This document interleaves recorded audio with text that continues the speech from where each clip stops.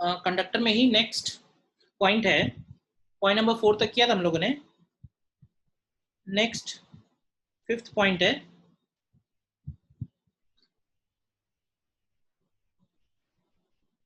Connecting to charged metal spheres.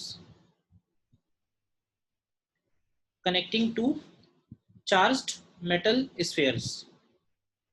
तो suppose एक sphere है और एक और स्फीयर है, sphere A and sphere B. पहले से ही दोनों चार्ज हैं, चार्जेस की वैल्यू सपोज अलग अलग है। रेडियस एक का ले लेते हैं आर ए और एक का ले लेते हैं आर बी। देखो R A and R B, और हमने इनको कनेक्ट किया हुआ है। दे आर कनेक्टेड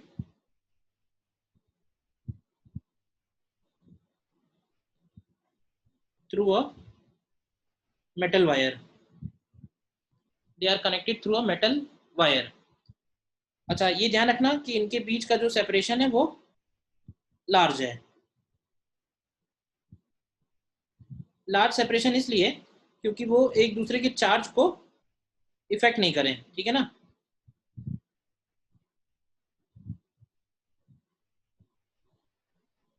ऐसा ना हो कि एक के इफेक्ट में दूसरे में कुछ चार्जेस इंड्यूस होने लगे, तो इसलिए इनके बीच का सेपरेशन लार्ज है और हमने इनको मेटल वायर के थ्रू कनेक्ट किया हुआ है, ठीक है।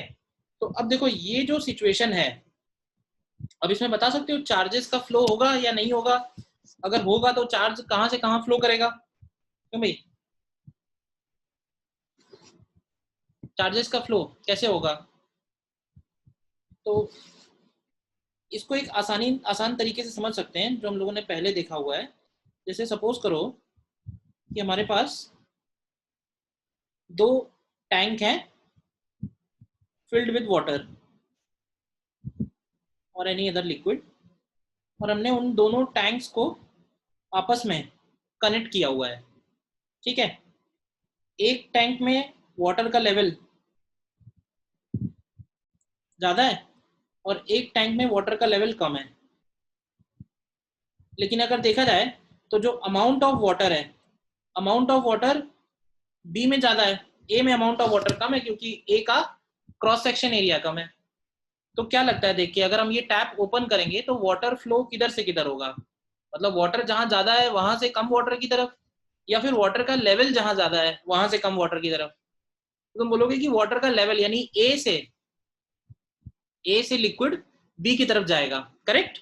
क्यों ए से बी की जा रहा है, क्योंकि ए का वाटर लेवल ज्यादा है। अब सोचो जैसे कंटेनर में वाटर का लेवल है एकदम बिल्कुल एग्जैक्ट सेम है, कंटेनर में वाटर का level is same as conductor का पोटेंशियल लेवल।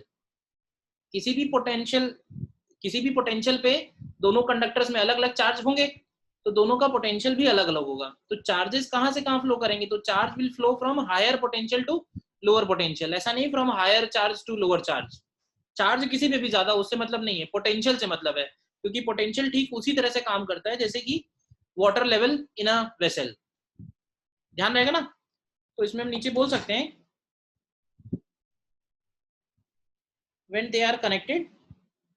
तो पहला पॉइंट तो यही नोट कर लेंगे कि when they are connected charges flow from higher potential to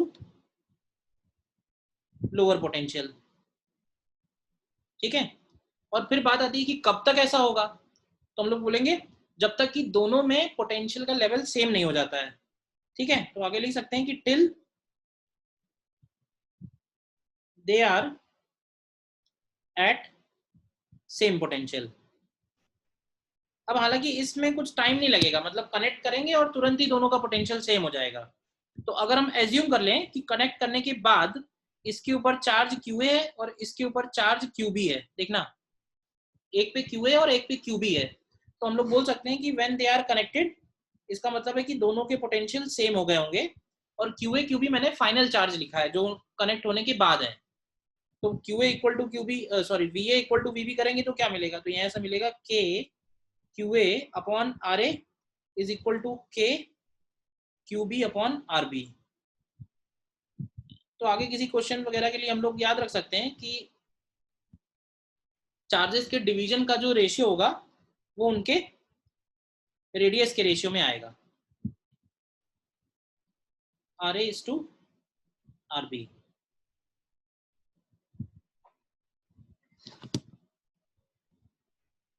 Q A is to Q B is equal to R A is to R B. अच्छा, हम ये भी कर सकते हैं कि अगर हम डेंसिटी के टर्म्स में लिखें तो क्यू ए को लिखेंगे sigma A into 4 pi R A square, और क्यू बी को लिखेंगे sigma B into 4 pi R B square. तो यहाँ से अगर तुम Q A upon Q B निकालोगे तो Q A upon Q B which is R A upon R B, और सिग्मा के टर्म्स में लिखोगे तो ये हो जाएगा sigma A R A square upon sigma B R B square. तो यहाँ से तुमको मिलेगा कि सिग्मा जो होगा sigma A upon sigma B is equal to R B upon R A हो जाएगा। देखो ध्यान से, R B upon R A हो जाएगा ये, यानी कि जो डेंसिटी है, surface density is inversely proportional to radius of curvature.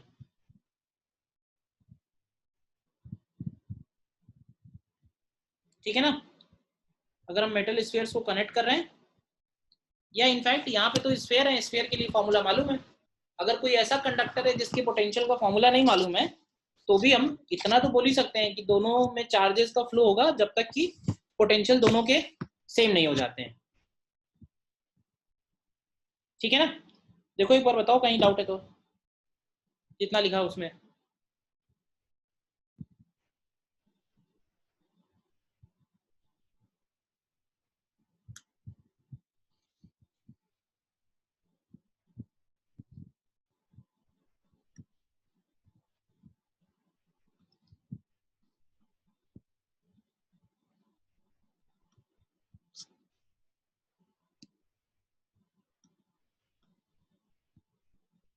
Large separation मैंने इसलिए लिया है क्योंकि अगर मान लो दोनों मेटल स्फीयर हैं और पास पास लाएंगे, तो ऐसा हो सकता है ना कि एक के ऊपर मान लो ज्यादा चार्ज है तो वो दूसरे के ऊपर चार्ज इंड्यूस कर दे। या फिर हम ये भी बोल सकते हैं कि यहाँ पे जो फॉर्मूला लिखा है ना we A equal to K Q A by R A, अगर ये पास पास रखे होंगे तो वी ए निकालने के लिए हमें क्यू ए भी लेना पड़ेगा और क्यू बी भी लेना पड़ेगा। मतलब किसी भी पॉइंट का पोटेंशियल अगर निकालेंगे तो उसमें वो चार्ज भी कंट्रीब्यूट होगा और उसके पास में रखा हुआ कोई दूसरा वाला चार्ज भी। ठीक है ना, दोनों चार्जेस कंट्रीब्यूट करेंगे।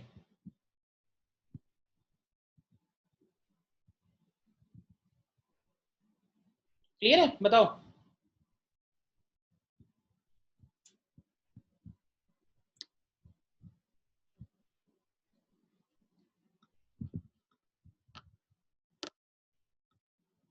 ठीक है, तो एक तो बात यहाँ पे, ये दो बातें ध्यान रखने वाली हो गई। एक तो ये कि जो चार्जेस का रेशियो है वो रेडियस के रेशियो में डिवाइड होगा, शेल है अगर ये, और सिग्मा जो होगा वो रेडियस कर्वेचर के इनवर्सली प्रोपोर्शनल है, आर के इनवर्सली प्रोपोर्शनल है। अब देखो यहीं से हम थोड़ी सी थ्योरी को एक्सटेंड कर सकते हैं सेम बात को। अगर हम किसी जनरल कंडक्टर की बात करें,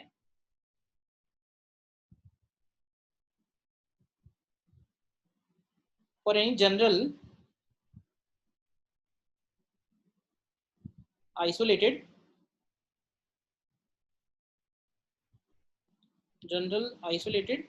चार्ज्ड कंडक्टर,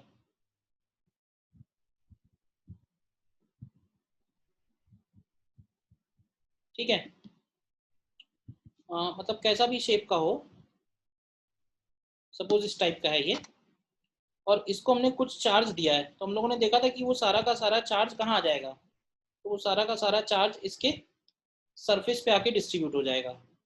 अब कई बार क्वेश्चन ये हो सकता है कि ठीक है सरफेस पे तो डिस्ट्रीब्यूट हुआ, लेकिन अब सरफेस पे जो इसका डिस्ट्रीब्यूशन है वो कैसा होगा। तो हम यहाँ पे ये बात बोल सकते हैं कि किसी भी पॉइंट पे जो रेडियस ऑफ कर्वेचर है रेडियस ऑफ कर्वेचर समझना क्या चीज है। रेडियस ऑफ कर्वेचर का मतलब ये होगा कि अगर हम वहां पे एक स्मॉल सेक्शन लेके उसका स्फीयर कंप्लीट करें तो कोई भी सरफेस किसी ना किसी स्फीयर का पार्ट निकल के आएगी, ठीक है ना। अब कहीं पे वो स्फीयर बड़ा हो सकता है और कहीं पे वो स्फीयर छोटा हो सकता है।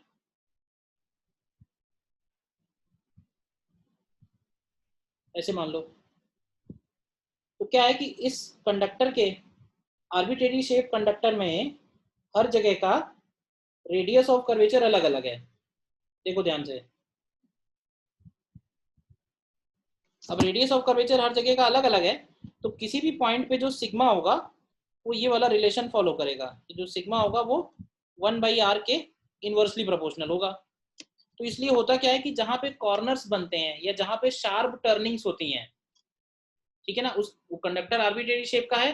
अगर स्फेयर है तो हर जगह रेडियस सेम है, तो हर जगह डेंसिटी सेम है। लेकिन स्फेयर नहीं है, तो जहां पे कॉर्नर बन रहे होंगे ना, तो कॉर्नर्स पे क्या होगा कि रेडियस ऑफ कर्वेचर कम होगा, तो रेडियस ऑफ कर्वेचर कम होगा तो वहां डेंसिटी ज्यादा आएगी, ठीक है।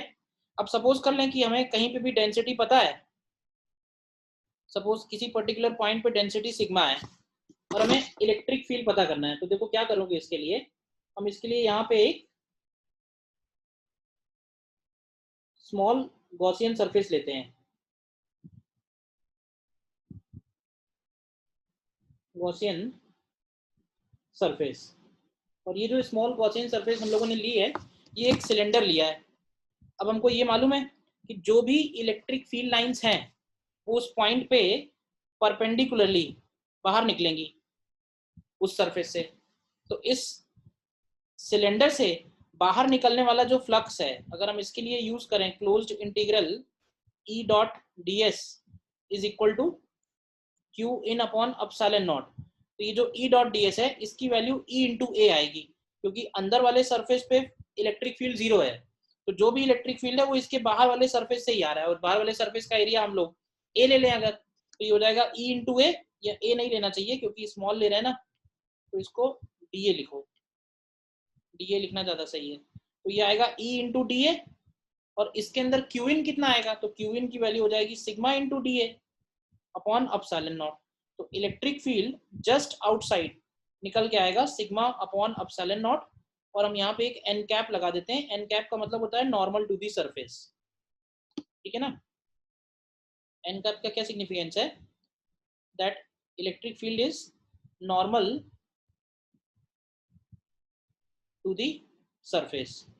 ध्यान रखना, ये जो इलेक्ट्रिक फील्ड का फॉर्मूला निकला है, ये electric field just outside the conductor applicable है, just outside the surface, long distance पे नहीं है, क्योंकि लॉन्ग डिस्टेंस के बाद फिर वो फील्ड लाइंस जो है, लॉन्ग डिस्टेंस के बाद वो जो फील्ड लाइंस है वो हो सकता है मुड़ जाए आगे जाके, सरफेस से निकलते ही जो फील्ड लाइंस है वो परपेंडिकुलर होंगी, तो केवल उतने ही पार्ट के लिए हमने अप्लाई किया हुआ है, ठीक है ना।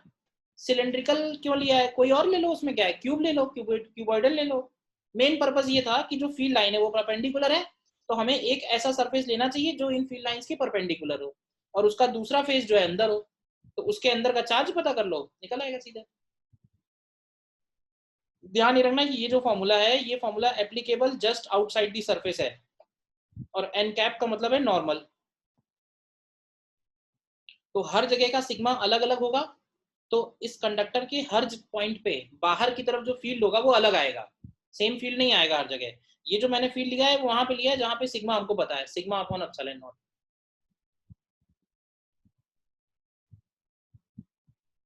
बोलो, डाउट क्लियर है यार, और कुछ डाउट है बताओ।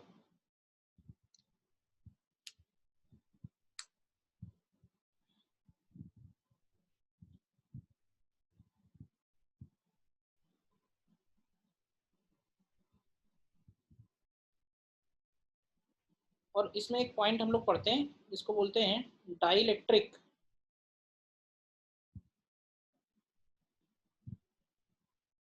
ब्रेकडाउन ऑफ एयर, जिसको हम लोग कोरोना डिस्चार्ज बोलते हैं। ठीक है। What is dielectric breakdown of air? देखो है क्या, जैसे एयर मॉलिक्यूल्स हैं। एयर वैसे तो एयर कैसी है, conducting non conducting? Non conducting है।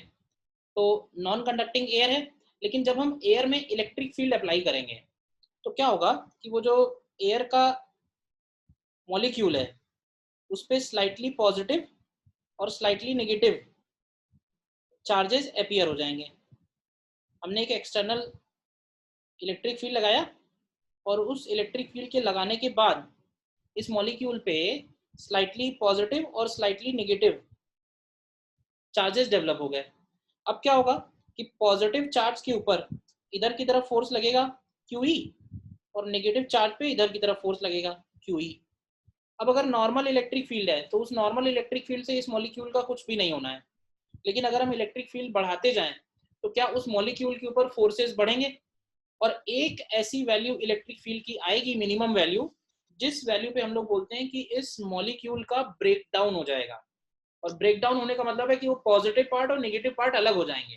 देखो जब वो साथ में थे तो वो नॉन कंडक्टिंग था, लेकिन अगर वो अलग हो गए तो दो चार्जेस मिल गए हमें, और चार्जेस मिल गए तो दे विल कंडक्ट। तो ये फिनोमेना तुमने कहाँ देखा होगा प्रैक्टिकली? देखो जहां भी, इन जनरल बात कर रहा हूँ, जितना भी स्पार्किंग तुमने देखी होगी, इलेक्ट्रिक स्पार्किंग, नॉर्मली जैसे इलेक्ट्रिक स्पार्किंग कहाँ देखी होगी, जैसे जो हैवी अप्लायंसेज हैं, सपोज बड़ा कोई हीटर है या गीजर है, और अगर तुमने उनमें नेकेड वायर्स यूज किए हैं, मतलब उसमें प्लग नहीं लगा हुआ है, तो उन वायर्स को कनेक्ट करते समय जनरली तुम्हें स्पार्किंग दिखी जाएगी। रीजन क्या होता है? रीजन ये होता है कि हैवी अप्लायंसेज है तो पोटेंशियल डिफरेंस हाई होता है। पोटेंशियल डिफरेंस हाई होने की वजह से जो रेडियस है वहां पे वो टेंडिंग टू जीरो होगी, तो सिग्मा की वैल्यू बहुत हाई होती है। तो नेकेड वायर्स के जो एंड होते हैं वहां पे इलेक्ट्रिक फील्ड बहुत हाई हो जाएगा, और जब उनको हम कनेक्ट कर रहे होंगे तो उनके बीच वाली जो एयर है वो कंडक्टिंग हो जाएगी, और जैसे ही वो बीच वाली एयर कंडक्टिंग होगी तो वही स्पार्किंग है। स्पार्किंग जहां भी दिख रही है हमें वो dielectric breakdown of air molecules है, जिसको हम लोग कोरोना डिस्चार्ज भी बोलते हैं। ठीक है। तभी तुमने देखा होगा जो हैवी अप्लायंसेज हैं या जो AC वगैरह के जो प्लग आते हैं वो बहुत टाइट फिट होते हैं सॉकेट में, मतलब लूज नहीं रहते हैं, क्योंकि अगर वो लूज रहेंगे तो उनके बीच में एयर का गैप बनेगा। एयर का गैप बनेगा तो वहां कंटिन्यूअसली स्पार्किंग होती रहेगी। तो वो एयर का गैप नहीं हो इसके लिए बहुत वो टाइटली फिट होते हैं। ठीक है ना, क्योंकि एयर स्पार्किंग स्पार्किंग अगर होगी तो वो लॉसेस ही बढ़ाएगा। तो this phenomena is called corona discharge. Clear है? और ये जिस इलेक्ट्रिक फील्ड पे होगा उस इलेक्ट्रिक फील्ड की वैल्यू है 3 × 10⁻⁶ वोल्ट पर मीटर। ठीक है, इसको हम लोग बोलते हैं, this is dielectric strength of air. मतलब एयर का ये मैक्सिमम इलेक्ट्रिक फील्ड है, ई मैक्स भी बोल सकते हैं। इससे ज्यादा इलेक्ट्रिक फील्ड एयर मॉलिक्यूल नहीं बियर कर पाएगा, ब्रेक हो जाएगा। क्लियर है? बताओ कोई डाउट?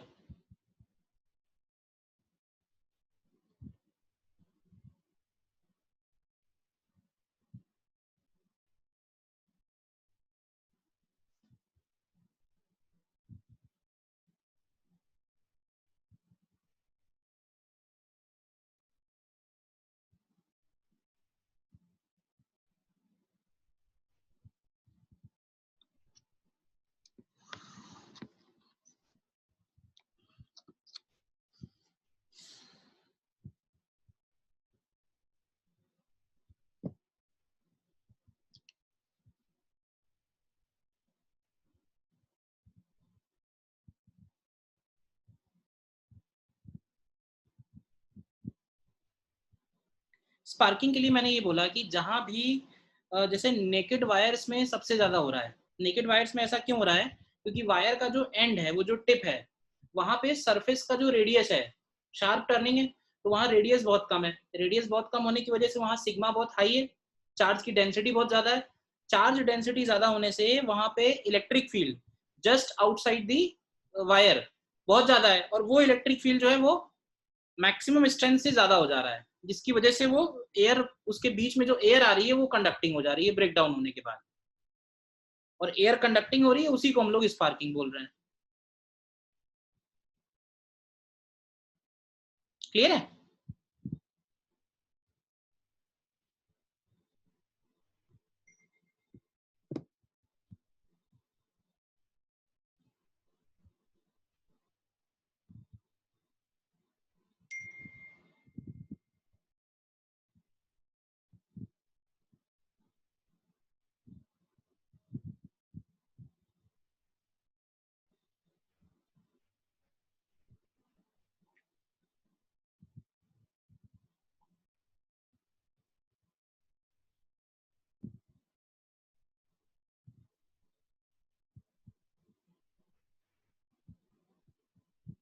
ठीक है।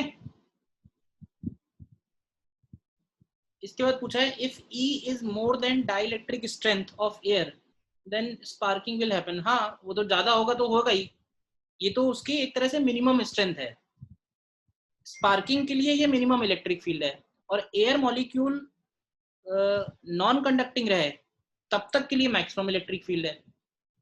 मतलब ये वो क्रिटिकल वैल्यू है जिसके पहले उसका ब्रेकडाउन नहीं होगा, जिसके बाद सारी वैल्यूज पे ब्रेकडाउन हो जाएगा।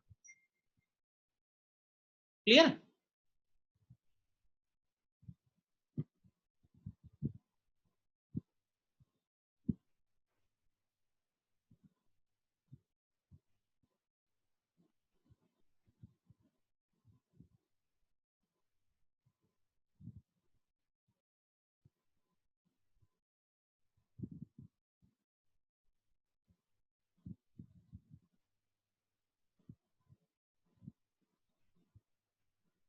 ठीक है।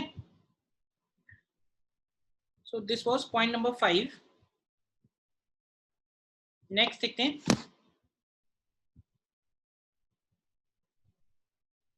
पॉइंट नंबर 6 में, और इसमें नहीं पड़ेगा, potential calculation in, sir screen freeze हो गई।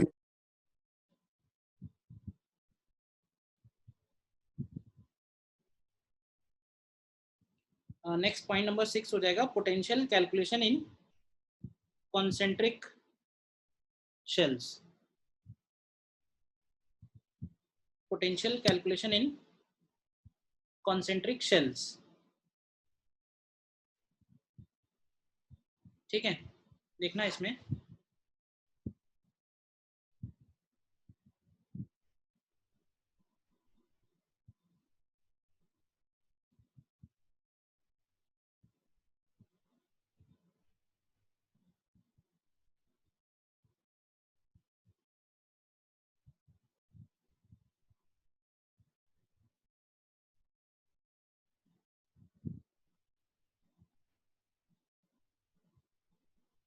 ठीक है। सपोज ये कंडक्टिंग शेल्स हैं, shell A, shell B, shell C, इनके रेडियस भी सपोज इसी तरह से ले लेते हैं, R A, R B and R सी।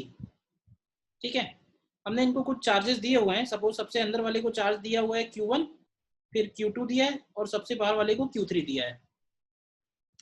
तो हमें इसमें दो काम करने हैं। एक तो हमको करना है कि जो चार्जेस हैं वो डिस्ट्रीब्यूट कैसे होंगे अलग अलग सरफेसेस पे। अगर सरफेसेस की बात करें तो यहाँ पे टोटल 6 सरफेसेस होंगी, हर एक शेल की 2 सरफेस, इनर एंड आउटर। तो इन टोटल 6 सरफेसेस पे चार्जेस डिस्ट्रीब्यूट कैसे होंगे सबसे पहले तो देखो, डिस्ट्रीब्यूशन जब भी हम करेंगे तो डिस्ट्रीब्यूशन स्टार्ट करेंगे इनर मोस्ट शेल से। ठीक है, जैसे कोई भी कंडक्टर है, जो पहला केस हम लोगों ने किया है, सेकंड पॉइंट में हमने कंडक्टर विद कैविटी लिया था, और कैविटी में अगर कोई भी चार्ज नहीं है तो उस शेल का, उस कंडक्टर का सारा चार्ज उसके आउटर आ जाएगा। और अगर कैविटी में कुछ चार्ज है तो कैविटी के इनर सरफेस पे equal and opposite charge appear होगा। ये दो बातें यूज होंगी यहाँ पे। ठीक है, तो will start with inner most shell. तो इनर मोस्ट शेल के कैविटी में कुछ भी चार्ज है क्या? कैविटी में कोई भी चार्ज नहीं है, यानी कि जो डिस्ट्रीब्यूशन होगा वो ऐसे बना सकते हो, पार्शियली इन शेल्स को बना सकते हो इस तरह से तुम। डिस्ट्रीब्यूशन कैसे होगा ये पता करने के लिए, ठीक है।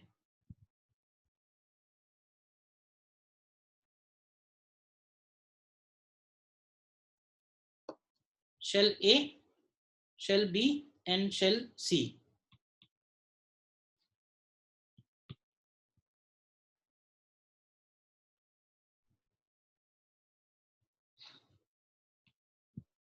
ठीक है, ए बी एंड सी है।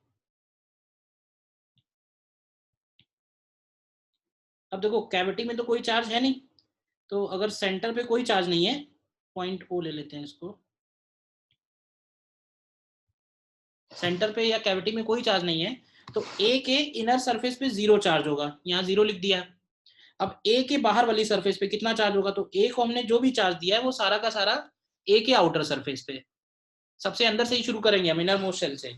फिर आगे बताओ, फिर अगर हम बी को देखें, तो बी के लिए ए शेल कैविटी हो गया एक तरह से, तो बी के अंदर कैविटी में कुछ चार्ज है, तो हाँ है, कितना चार्ज है, Q1। तो बी के इनर फेस पे कितना चार्ज इंड्यूस होगा, तो बी के इनर सरफेस पे -Q1 आएगा, देखो, ठीक है। और बी के ऊपर टोटल चार्ज कितना था, Q2। अब ऐसे सोचो Q2 में से -Q1 अंदर चला गया है, तो इसके बाहर वाली सरफेस पे क्या Q1 + Q2 आ जाएगा। और फिर सी के इनर फेस पे कितना आ जाएगा, तो सी के इनर फेस पे माइनस का Q1 + Q2 हो जाएगा, क्योंकि सी के लिए ए और बी दोनों अंदर हो गए, तो टोटल चार्ज अंदर कितना है, Q1 + Q2। और सी के आउटर सरफेस पे Q1 + Q2 + Q3, ये डिस्ट्रीब्यूशन होगा, ठीक है ना, ये डिस्ट्रीब्यूशन आएगा। अगर हमें ए का आउटर सरफेस का सिग्मा निकालना हो, तो आंसर बनेगा Q1/4πRA²। बी के आउटर सरफेस पे सिग्मा निकालना हो, तो आंसर बनेगा Q1 + Q2/4πRB²। और अगर सी के आउटर सरफेस पे सिग्मा निकालना हो, तो आंसर होगा Q1 + Q2 + Q3/4πRC²। These are values at outer surfaces। बताओ पहले तो इतना मैंने जो लिखा है इसमें कोई डाउट है? Charge distribution,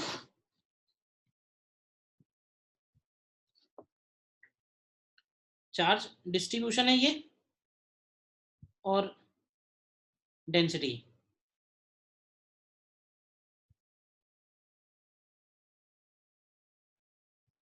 charge distribution and density, बोलो क्लियर है? इसके बाद हमें निकालना है पोटेंशियल।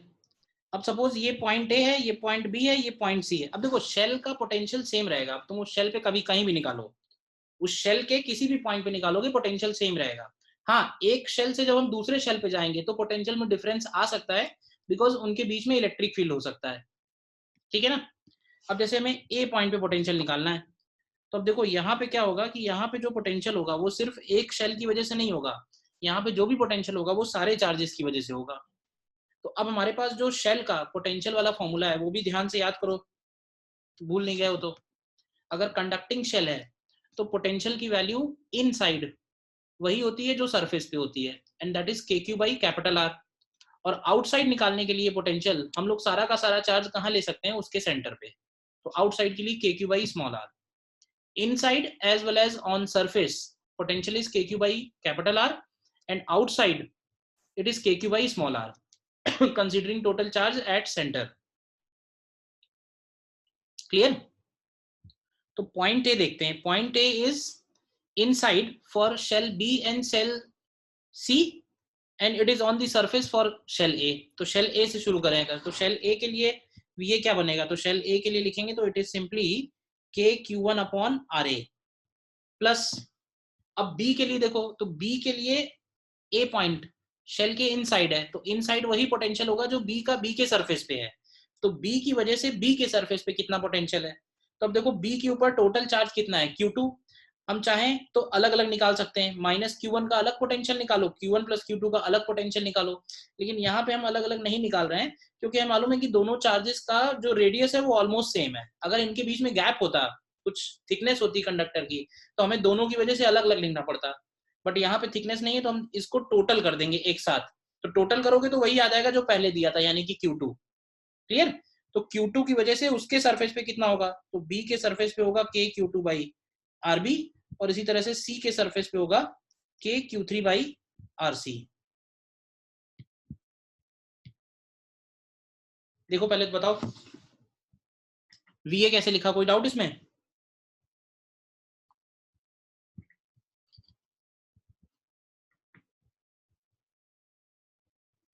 ठीक है, आगे आओ। VB निकालना है हमें, तो देखो अगर हमें B पॉइंट पे निकालना है तो एक काम करो, B पॉइंट तक का सारा चार्ज उठा के सेंटर पे रख दो, इंक्लूडिंग A इंक्लूडिंग B, क्योंकि A भी अंदर है और B भी सरफेस पे ही है। तो B तक का टोटल चार्ज बनेगा Q1 प्लस Q2, तो वो Q1 प्लस Q2 सेंटर पे रख दो, और सेंटर से उस B पॉइंट तक का डिस्टेंस है RB, तो A और B दोनों का एक साथ आ जाएगा, तो K Q1 plus Q2 upon RB, और C की वजह से तो वही होगा जो C के सरफेस पे है, यानी K Q3 by RC।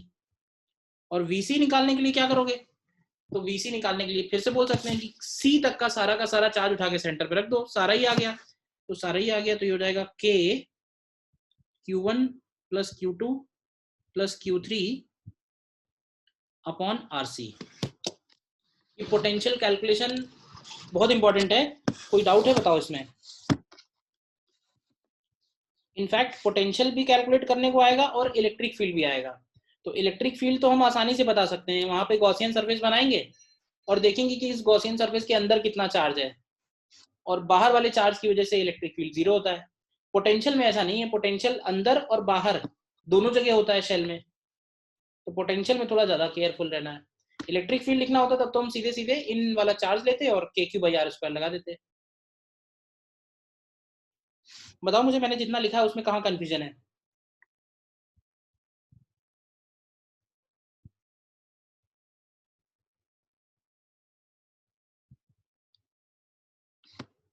Potential के लिए मैं कहूंगा फिर से एक बार फॉर्मूला एक बार देख लो, फॉर्मूला क्या कहता है। फॉर्मूला ये बोलता है कि potential due to a shell inside as well as on surface is KQ by capital R, and potential outside the shell is KQ by small r considering all charge at center। In fact surface पे भी अगर हमें निकालना है potential तो हम सारा का सारा चार्ज सेंटर पे ले सकते हैं। इन साइड वाले के लिए हमें सरफेस पे चाहिए, और सरफेस के लिए हमें उसको सेंटर पे ले सकते हैं। ठीक, अब ए पॉइंट पे निकालने के लिए क्या किया है कि ए पॉइंट सरफेस, शेल ए के लिए सरफेस वाला पॉइंट है, तो शेल ए के लिए सरफेस वाला फॉर्मूला लगा दिया, और बी और सी के लिए पॉइंट ए इनसाइड वाला पॉइंट है, तो इनसाइड वही पोटेंशियल होगा जो बी और सी के सरफेस पे है, तो बी के सरफेस पे और सी के सरफेस पे, बी की वजह से बी के सरफेस पे, सी की वजह से सी के सरफेस पे निकाल दिया है। फिर जैसे हमें बी पॉइंट पे निकालना है, तो बी पॉइंट पे निकालने के लिए हमने क्या किया, बी तक का पूरा रेडियस, पूरा का पूरा चार्ज उठा के ओ पे रख दो, तो ओ से लेके बी पॉइंट का डिस्टेंस कितना है, ओ से बी पॉइंट का डिस्टेंस है आरबी, तो सारा चार्ज आरबी डिस्टेंस पे है। और सी की वजह से बी पे निकालना है, तो सी का सरफेस पे निकालो, वही बी पे, बी पॉइंट पे भी होगा। और अगर हमें सी पे निकालना है तो हमने टोटल सी तक का सारा चार्ज लेके उसके सेंटर पे रख दिया है, यानी टोटल चार्ज हो गया Q1 plus Q2 plus Q3 and divided by RC। Clear again?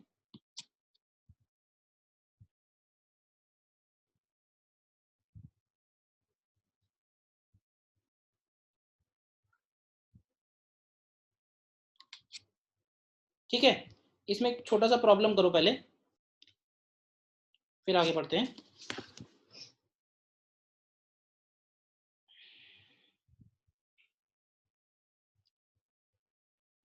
Suppose ये आर रेडियस का एक कंडक्टर है, कंडक्टर ए,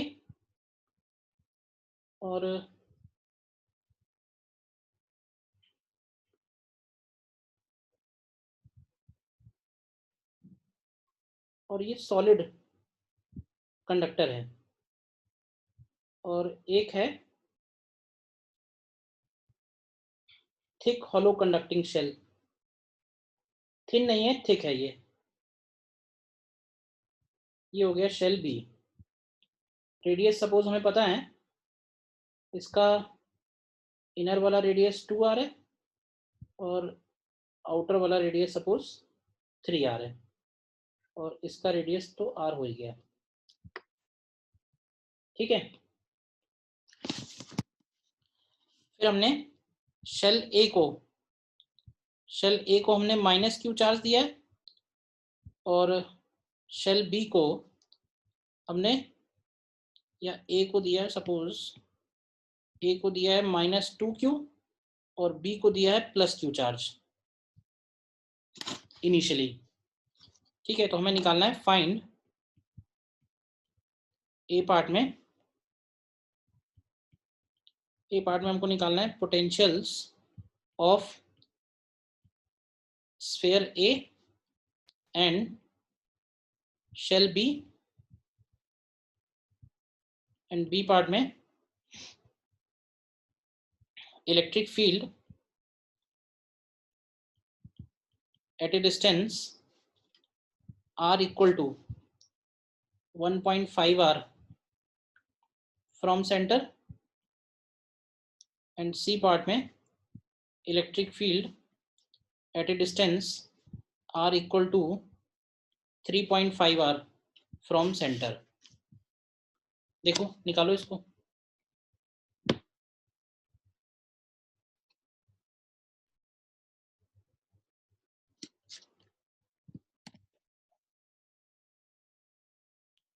देखो सबसे पहले हम लोग डिस्ट्रीब्यूशन से स्टार्ट करेंगे, ठीक है, और डिस्ट्रीब्यूशन से स्टार्ट करेंगे तो देखो जो भी हमने ए को चार्ज दिया हुआ है, तो ए को दिया गया सारा का सारा चार्ज उसके सरफेस पे ही आना है, कोई और ऑप्शन है ही नहीं, सॉलिड स्फीयर है। ठीक है, -2q के सामने डेफिनेटली +2q होना है, -2q के सामने डेफिनेटली +2q होना है। ठीक है ना, और B को हमने टोटल चार्ज +q दिया था जिसमें से +2q अंदर चला गया, तो इसका मतलब बाहर वाली सरफेस पे -q आएगा। देख लो, -2q r रेडियस में, +2q 2r रेडियस में, और -q 3r रेडियस में। अब देखो पोटेंशियल A का निकालना है अगर, तो A का पोटेंशियल A की वजह से अगर लिखेंगे तो ये होगा k इंटू -2q/r, और B का अगर लिखेंगे हम तो ये बन जाएगा k into +2q upon 2r, ये हो जाएगा +2q की वजह से, और plus k into -q upon 3r, ये हो जाएगा 3r रेडियस की वजह से। बताओ यही निकाला है? Yes sir. ठीक है, बी का निकालना है। अब तुम बी का निकालना है तो तुम क्वेश्चन नहीं कर सकते हो कि बी का हम कहाँ निकालें, बी के इनर पॉइंट पे निकालें या आउटर पे निकालें। तो मैं कहूँगा कहीं भी निकाल लो क्योंकि सेम ही है, कहीं भी निकाल लो सेम ही आएगा। तो देखो क्या है कि बी तक का सारा चार्ज उसके सेंटर पे रख दो, तो कितना चार्ज रखोगे सेंटर पे? क्यों भाई, बी तक का सारा चार्ज उसके सेंटर पे रख दो, तो +q भी है -2q भी है, तो वो टोटल मिला के तुम देखो तो 0 ही हो जाएगा। क्यों? और सिर्फ बाहर वाली सरफेस का आएगा, तो ये बनेगा k -q अपॉन 3r। आ रहा है ये बताओ? Yes, sir. ये रहा ना? Yes sir. Yes sir. Then आ जाओ बी पार्ट में। बी पार्ट में तो निकाल लिया होगा अब तो आंसर।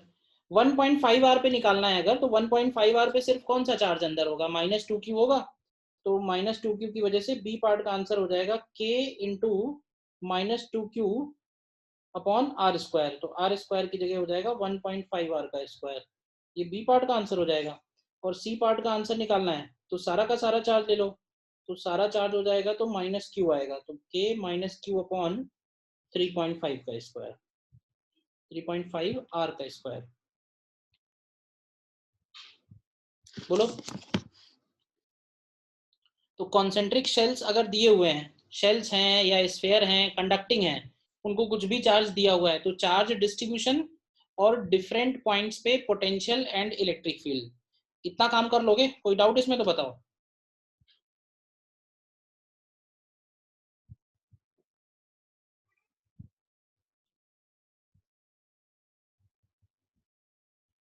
ठीक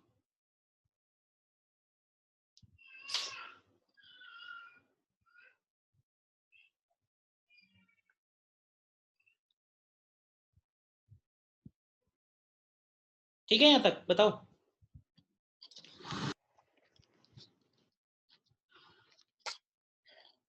नेक्स्ट पॉइंट देखो, एक और पॉइंट,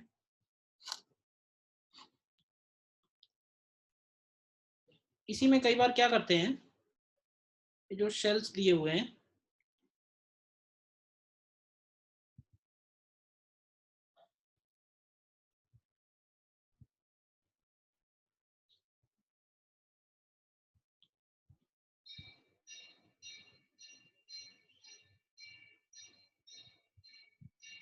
सपोज कॉन्सेंट्रिक शेल्स हैं, शेल ए, शेल बी और शेल सी, और हमने क्या किया है कि ए और सी को आपस में ज्वाइन कर दिया है एक ऐसे मेटल वायर से जो बी को टच नहीं कर रहा है, समहाउ बी में होल करके करा है या कैसे किया है वो मतलब नहीं है, ए और सी को कनेक्ट किया है विदाउट टचिंग बी। ठीक, और जो चार्जेस दिए हुए हैं, हमने ए को चार्ज दिया हुआ है -q और बी को चार्ज दिया हुआ है +3q, और सी को हमने कोई भी चार्ज नहीं दिया है। ठीक है, हालांकि अगर ए और सी कनेक्टेड हैं तो चार्ज ए को दो या चार्ज सी को दो, अल्टीमेटली वो ए और सी में डिवाइड होने वाला है विद सर्टेन रूल्स।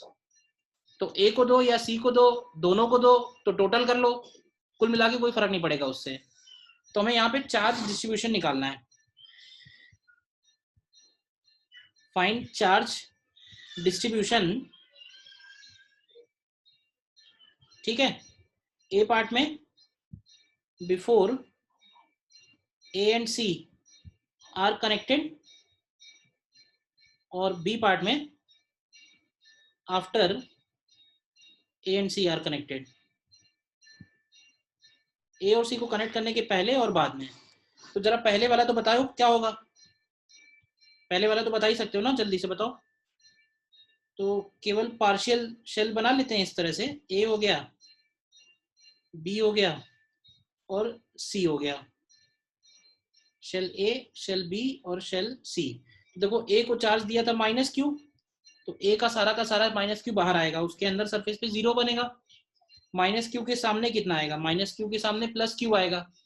अब बी को कितना चार्ज दिया था, बी को दिया था +3q, जिसमें से +q अंदर चला गया है, तो इसके बाहर वाली सरफेस पे आएगा +2q, +2q के सामने यहाँ -2q आएगा, और सी को हमने क्योंकि कोई भी चार्ज नहीं दिया है तो वो +2q बाहर भी आ जाएगा। देखो सबसे पहले चार्ज डिस्ट्रीब्यूशन क्लियर है,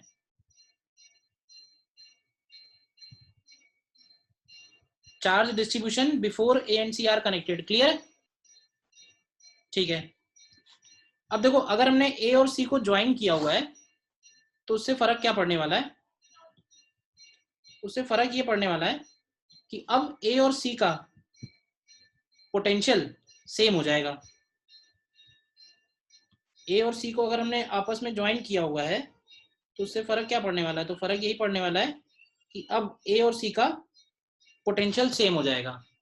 तो कई बार क्वेश्चन ऐसे भी पूछता है कि हमने ए और सी को ज्वाइन किया है तो ए से सी चार्ज कितना चला गया, या सी से ए कितना चार्ज आ गया, या फाइनल चार्ज क्या है, क्वेश्चन किसी भी फॉर्मेट में हो सकता है। ठीक है, अब हमें क्या है, ए और सी का टोटल चार्ज ध्यान से देखो कितना था, तो ए और सी का टोटल चार्ज मिला के -q था। अब हमको ये नहीं मालूम है कि वो -q में से ए के पास कितना होगा, सी के पास कितना होगा, तो हमें एक वेरिएबल तो इंट्रोड्यूस करना पड़ेगा। तो हमारे पास एक इक्वेशन भी आएगी कि potential of A is equal to potential of B. तो क्या करो, एज्यूम तो करना ही है, कोई एक वेरिएबल एज्यूम कर लेते हैं। तो सपोज हमने ए के आउटर सरफेस पे q एज्यूम कर लिया, small q is an unknown, तो स्मॉल q के सामने कितना आएगा, -q। अब बी के ऊपर कितना चार्ज था, 3q में से -q अंदर चला गया, तो बाहर वाली सरफेस पे प्लस का 3q प्लस q, और इसके सामने -3q प्लस q आएगा। देखो अब बताओगे कि सी के आउटर सरफेस पे कितना चार्ज बचेगा, क्योंकि ए और सी का टोटल चार्ज अभी भी -q होना चाहिए, आपस में कनेक्ट किया है यानी इधर से उधर चला जाएगा charge, but total charge same रहेगा। तो ए और सी पे अगर अभी टोटल करोगे जो सिचुएशन सामने है, तो -3q आएगा, जबकि होना चाहिए -q, तो इसका मतलब इसके बाहर वाली सरफेस पे 2q आएगा। देखो अब तुम ये ए और सी के ये चारों चार्जेस ऐड कर लो, ये दोनों ए के और ये दोनों सी के, और टोटल मिला के देख लो -q के बराबर आना चाहिए, क्योंकि ए और सी पे टोटल -q ही था। अब नेक्स्ट स्टेप ये होगा कि हमें पोटेंशियल ऑफ ए और पोटेंशियल ऑफ सी इक्वल करना है। तो ए का पोटेंशियल कैसे निकालेंगे, तो वैसे निकालेंगे जैसे अभी तक निकालते आ रहे थे। तो ये बनेगा KQ/R, रेडियस मान लेते हैं इनके R, 2R और 3R ले लेते हैं सिंप्लिसिटी के लिए, R, 2R और 3R, रेडियस इनके R, 2R और 3R। तो KQ/R हो गया प्लस Q की वजह से। फिर B के ऊपर टोटल चार्ज देखो तो 3Q है, ये हो जाएगा K 3Q अपॉन 2R, और C के ऊपर टोटल चार्ज अगर देखोगे, C के ऊपर टोटल चार्ज देखोगे तो -Q माइनस प्लस Q आएगा, तो -Q एंड -Q, क्योंकि C पे और A पे मिला के टोटल चार्ज -Q होना चाहिए। तो ये हो गया VA। VC निकालना है तब तो सबसे सीधा सीधा है, C तक का सारा चार्ज उठा के सेंटर पर रख दो, तो सारा चार्ज तो -2Q है, -Q plus 3Q plus 2Q है, और अपॉन में 3R। तो यहाँ से देखो तुम्हें Q की वैल्यू मिल जाएगी, Q मिल जाएगा तो तुम्हें चार्ज डिस्ट्रीब्यूशन मिल जाएगा। देखो charge distribution when concentric shells are joined।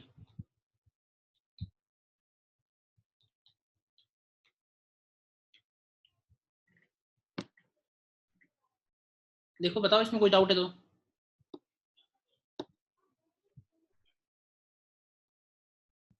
ये जो पोटेंशियल कैलकुलेशन है, ज्वाइनिंग ऑफ शेल है, ये थोड़ा सा कई बार प्रैक्टिस अगर कम रहे तो कंफ्यूजिंग हो जाता है। तो हम लोग करेंगे क्वेश्चंस कई सारे, बट फिलहाल जो स्टेप्स हैं उसमें कोई डाउट है तो बताओ।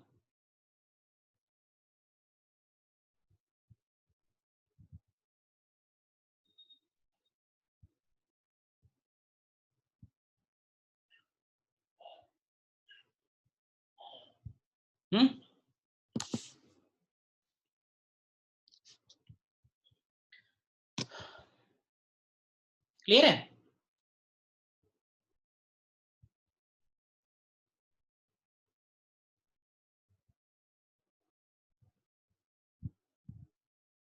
बी पार्ट में हमने क्या किया, बी पार्ट में ए और सी को कनेक्ट करने के बाद ए से सी पे या सी से ए पे चार्ज कहीं से कहीं आ जाएगा, charge will adjust such that VA is equal to VC। तो हमें स्टार्ट करना पड़ेगा एज्यूम करके। तो हमने एज्यूम कर लिया कि ए के आउटर सरफेस पे Q चार्ज है, स्मॉल q, और स्मॉल q के टर्म्स में बाकी सारे चार्जेस लिख दिए। भाई स्मॉल q के सामने -Q। अब B के ऊपर टोटल चार्ज कितना था 3Q, तो -Q अंदर चला गया तो बाहर आ जाएगा 3Q प्लस Q। ऐड करके देख लो, हर जगह टोटल चार्ज सेम रहना चाहिए, प्लस का 3Q प्लस Q के सामने माइनस का 3Q प्लस Q। अब देखो C और A पे मिला के टोटल चार्ज -Q प्लस 0 होना चाहिए, यानी कि -Q। तो जो बचा हुआ चार्ज आया वो यहाँ लिख दिया। अब हमने A पॉइंट का पोटेंशियल निकाला है और C पॉइंट का पोटेंशियल निकाला है, दोनों को इक्वल कर दिया है। A पॉइंट का पोटेंशियल निकालने के लिए A के सरफेस वाला चार्ज ले लिया है, B के इनसाइड वाला और C के इनसाइड वाला, ये तीन एक्सप्रेशन है। और C पे निकालने के लिए सारा का सारा चार्ज उठा के उसके सेंटर पे रख दिया है, तो सीधे सीधे इतना आ गया। क्लियर है?